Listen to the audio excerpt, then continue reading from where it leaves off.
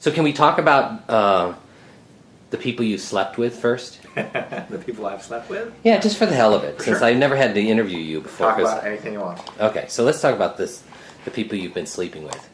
Did that come from some kind of personal experience or somebody you know, or just the need to write comedy about sex? No, I think originally Quentin Lee, Karin Anna Cheung, and Stanley Young and myself, we wanted to make a movie about a woman, an Asian American woman, who was okay with who she was and okay with sex, and we wanted to make a date movie where ultimately she ends up being with an Asian American man, because there's just no Asian American romantic comedies or date movies, and we really wanted to make that.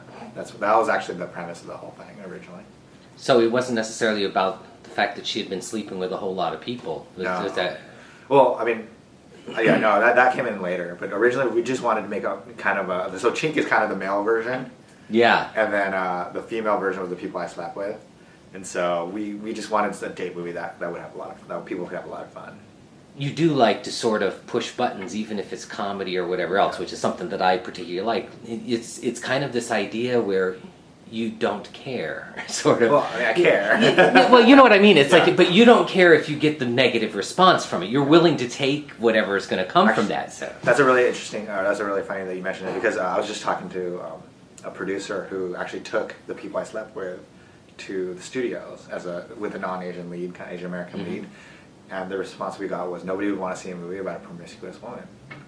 Yeah, exactly. Like, that was like the response. That blew me away. I was like, in today's day and age, you can't have a movie with promiscuous Seriously. women. I mean, you can have movies with promiscuous men, right? But not promiscuous women. Why? And you know, the funny thing about that too is that, which is something I argue all the time when I hear people say the word slut or something like that, it just gets me on my soapbox like instantly if I hear somebody say that. Because if you're a man and you go out and have sex with lots of women, you're a stud. But if you're a woman and have sex with lots of men, you're a slut. It's like... It's weird. It is. Such a it's weird like double standard. Totally double standard. And, you know, and that's the first thing that I thought of in seeing that movie was like, I wonder how many people are just going to sort of bypass all of the humor and just think slut, slut, slut, slut, slut, slut, slut. Well, and I don't know if there was some response that way. We did. Actually, I got a lot of responses from Asian Americans. It was interesting because a lot of people liked it, but a lot of people, I mean, they came with me with about that it was stereotypical, the whole Asian woman as a geisha or prostitute. Like, they're like, it's too stereotypical, like, you know. But to me, what I was trying to explain to them, my whole point was that if she was smart, the stereotype is that she's smart. If she's mean, the stereotype she's a dragon lady.